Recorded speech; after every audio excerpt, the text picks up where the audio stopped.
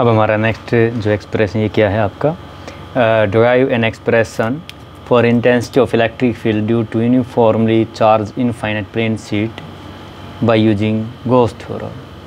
तो इसके अंदर क्या है, आपको infinite plane sheet of charge के किसी पॉइंट पे आपको इलेक्ट्रिक फील्ड इंटेंसिटी निकालनी है गॉस थ्योरम का यूज़ करके। तो सबसे पहले क्या है, आप इसके अंदर इसका डायग्राम बना लीजिए और डायग्राम बनाने के बाद क्या इसकी डेरिवेशन आपके लिए ईजी हो जाएगी। मान लीजिए, तो देखिए बनाइए, इसका डायग्राम बना लीजिए। सबसे पहले infinite plane sheet of charge मान लीजिए, थोड़ा सा नीचे डायग्राम बना लीजिए, थोड़ा कुछ स्पेस छोड़ के। मान लीजिए ये आपकी प्लेन शीट ऑफ चार्ज मान लेते हैं।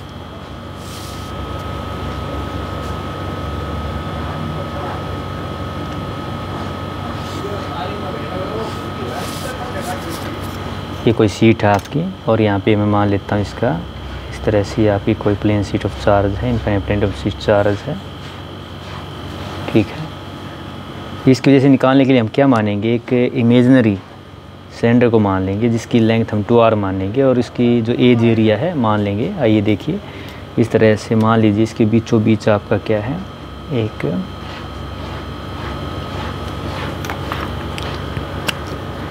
ये सिलेंडर मान लेते हैं।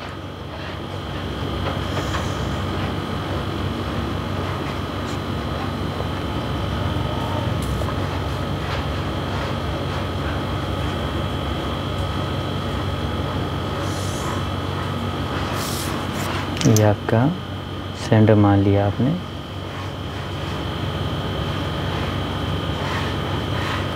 इसके बाद क्या है, मान लीजिए ये बिल्कुल जो सीट है आपकी बिल्कुल मिडल के अंदर है, यानी आपकी जो सीट है ये बिल्कुल इसकी जो सिलेंडर है इसके बिल्कुल बीचों बीच है। मान लीजिए मैं इसको ये आपका होगा बिल्कुल बीचों बीच है आपकी, ये जो है इस तरह से।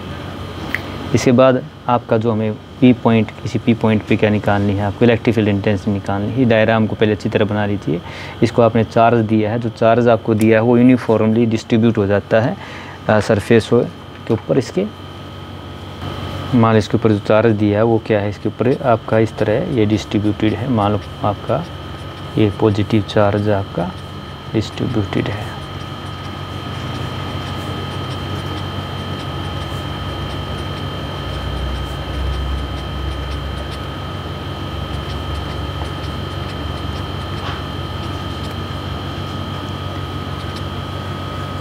और यहाँ पे जो आपके हमें जो इलेक्ट्रिक फील्ड इंटेंसिटी निकालनी है वो मान लीजिए हमारा जो पॉइंट है, ये कोई पॉइंट है आपका, यहाँ कोई पॉइंट मान लेता हूँ। इसकी लाइन ये बिल्कुल इसके बीचों बीच की लाइन ले लेते हैं, सेंटर लाइन पास है।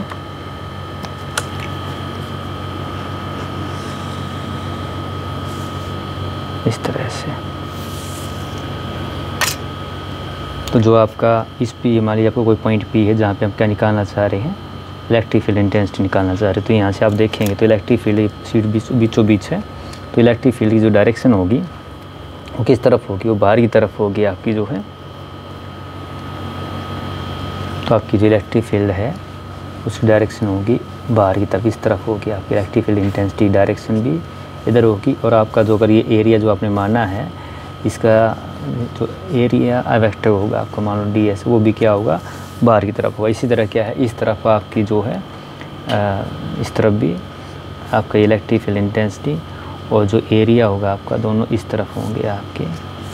मान लीजिए इसको मैं दिखा देता हूँ, ये आपका हो गया इलेक्ट्रिक फील्ड इंटेंसिटी और ये आपका एरिया वेक्टर ds हो गया। इधर भी क्या मान लीजिए आपकी इलेक्ट्रिक फील्ड इंटेंसिटी और ये हो गया आपका ds।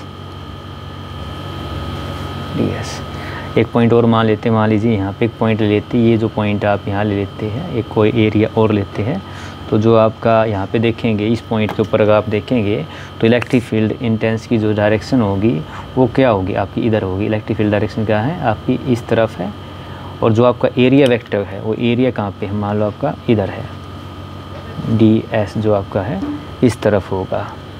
तो यहाँ पे अगर आप देखेंगे तो यहाँ पे एंगल कितने का, 90 का। यहाँ पे दोनों का थीटा कितने का आपका, 0 है। तो यहाँ पे भी थीटा कितना आपका, ये थीटा भी 0 इस डायरेक्शन में है। तो ये आपका डायग्राम तैयार है बन के। तो यहाँ पे अगर मैं लिखना चाहूँ यहाँ थीटा कितना है, थीटा यहाँ पे हमारा 90 डिग्री है। अभी आपका डायग्राम है। अब ये जो आपकी सीट मैंने बताया है, ये बिल्कुल बीचों बीच माननी है। कहाँ पे माननी है? ये जो आपका है ये जो पॉइंट लिया है यहाँ पे,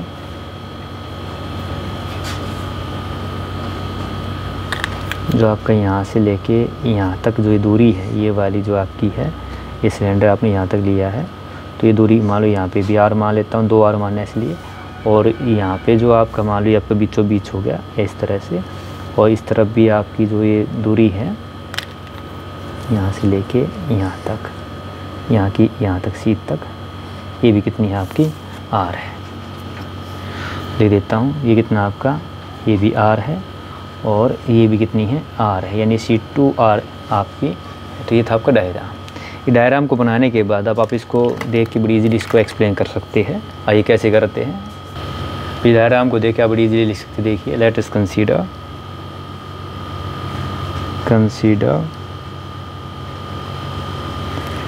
ए थिन इनफाइनाइट शीट थी आपकी, thin infinite plane sheet of charge. Let ये जो सिग्मा हमारे सिग्मा की आपकी शीट है, प्लेन है आपका, जो सिग्मा है, sigma surface charge density of sheet,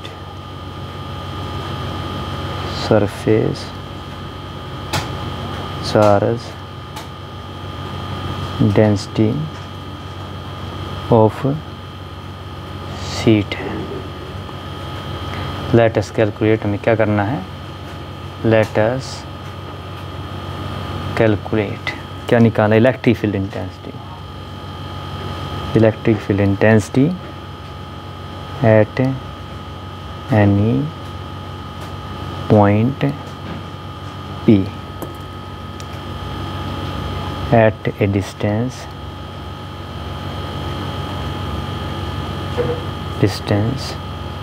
R from charge sheet।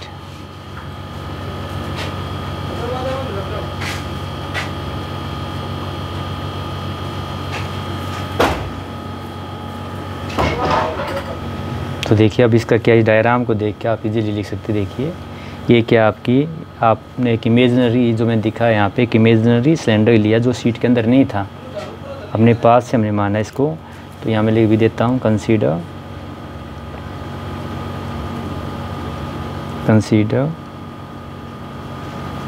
An imaginary cylinder of length 2r and having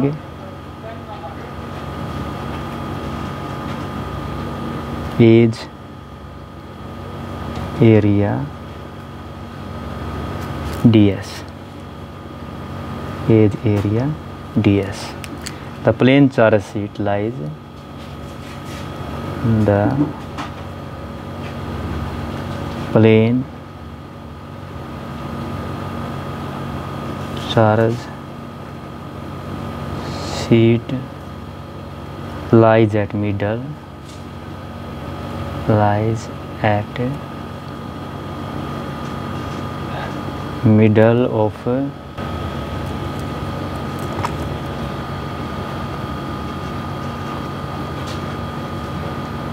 cylinder। अब यहाँ पे 2 केस बनते हैं। पहला केस क्या है आपका? पहला केस बनता है एट एज। अब एज कहाँ देखिए आपकी, ये जो एज है, एक एज ये है, एक एज ये है। एट एज पे आप देखेंगे E and D S are in same direction. At edge E and जो area vector D S are in same direction, are in same direction। इसका मतलब क्या है आपका? थीटा कितना है यहाँ पे? थीटा आपका 0 है, थीटा 0 डिग्री है। और इलेक्ट्रिक फ्लक्स ओवर 2 एज क्या होगा? क्योंकि हम गॉस थ्योरम यूज़ कर रहे हैं, तो आपका इलेक्ट्रिक फ्लक्स ओवर 2H क्या होगा आपका, इसको मान लो phi 1 से दिखा देता हूँ, phi 1 तो कितना हो गया आपका, ये हो गया 2EDS। आपका 2E की फ्लक्स क्या होता है, डॉट प्रोडक्ट होता है E.ds। दोनों में एंगल कितना है, 0 का है, तो आपका ये 2EDS क्या हो गया, cos 0 डिग्री। डायरेक्ट लिख सकता हूँ 2EDS हो गया। ठीक है, मान लीजिए हमारी पहली इक्वेशन है, ये देखिए यहाँ पे लिया एज पे, एक एज ये है, एक एज यहाँ पे है, तो दोनों बिल्कुल सेम है, इसलिए क्या हो गया, 2 टाइम्स हो गया। इसके बाद जो सेकंड आपका जो केस बनता है वो क्या बनता है, on the curved surface, on curved surface. अगर आप देखेंगे कौन सी कर्व्ड सरफेस, अगर आप देखेंगे यहाँ पे देखिए E और DS के बीच में जो एंगल है आपका वो कितने का है, 90 डिग्री का है, दोनों परपेंडिकुलर टू ईच अदर है। तो ऑन कर्व्ड सरफेस हम कह सकते हैं आपका E ऑन कर्व्स पे E एंड DS। आप चाहे तो यहाँ पे इसका जो सिंबल है ले बदल भी सकते हैं, एरिया आपका अलग हो सकता है, E सेम रहेगा, मैं और DS में भी लिख सकता हूँ इसको यहाँ पे इस तरह से। तो आपका E एंड DS1 जो आपका E एंड मान लो जो आपका एरिया वेक्टर DS1 है कितना है, E and DS are perpendicular है, देखिए परपेंडिकुलर टू ईच अदर। तो आपका जो थीटा हुआ वो कितना हो गया, थीटा यहाँ पे कितना आपका 90 डिग्री हो गया थीटा जो है। तो जो यहाँ पे अगर आप फ्लक्स की बात करेंगे तो फ्लक्स थ्रू कर्व्ड सरफेस कितना होगा,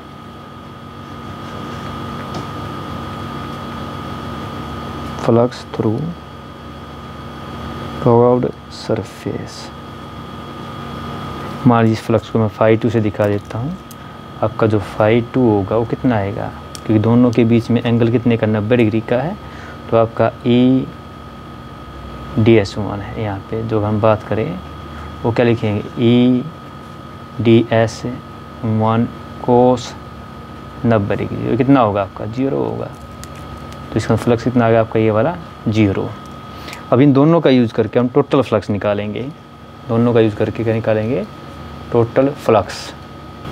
तो यहाँ से आप अगर इक्वेशन 1 और 2 देखेंगे तो आपका टोटल फ्लक्स क्या होगा, हैंस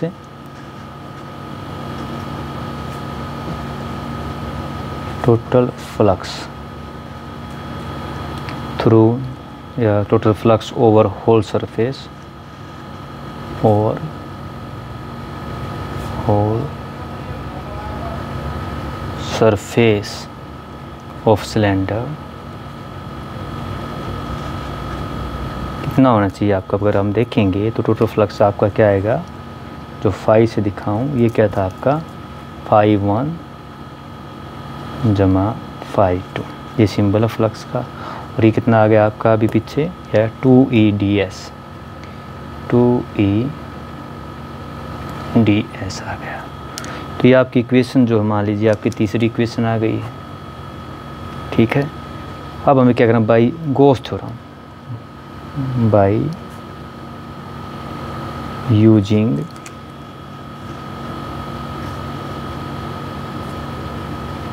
गॉस थ्योरम। तो गॉस थ्योरम क्या कहती है, जो आपका जो फ्लक्स होगा हमें पता था, जो गॉस थ्योरम कहती है टोटल जो फ्लक्स होगा आपका फ्लक्स, इलेक्ट्रिक फ्लक्स,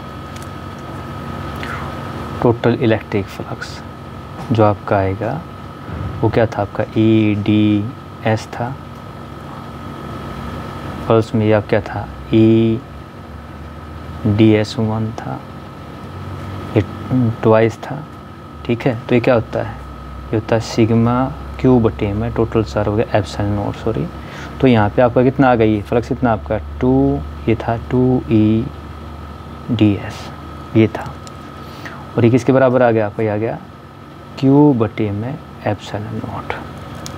और हमें पता है जो आपका सिग्मा सरफेस चार्ज डेंसिटी है, तो सरफेस चार्ज डेंसिटी किसके बराबर हो। तो यहाँ पे सबसे पहले आपका हमें पता है ये जो आपका सिग्मा अगर सरफेस चार्ज डेंसिटी है तो हम क्या लिख सकते हैं, हमें पता है जो सरफेस चार्ज डेंसिटी क्या होती है, ये क्यू जो होती है, सॉरी सिग्मा जो होती है चार्ज पर यूनिट एरिया होती है। तो यहाँ पे कितना आ जाएगा आपका सिग्मा कितना हो गया, अच्छा आपका होता है चार्ज पर यूनिट एरिया। अभी एरिया कितना है यहाँ पे ds, तो यहाँ पे जो क्यू कितना आ गया आपका, यहाँ पे आपका जो क्यू आ गया ये आपका आ गया सिग्मा ds, ठीक है। ये उठा के इसके अंदर रख दीजिए यहाँ पे।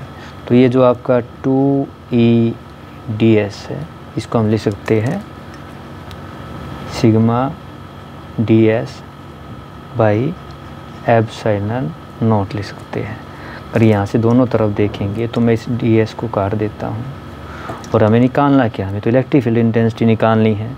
तो इलेक्ट्रिक फील्ड इंटेंसिटी जो आपकी आएगी वो कितनी आ गई, आपकी इलेक्ट्रिक फील्ड इंटेंसिटी आ गई सिग्मा बटे 2 नीचे आ गया 2 एप्सिलॉन नॉट आ गई।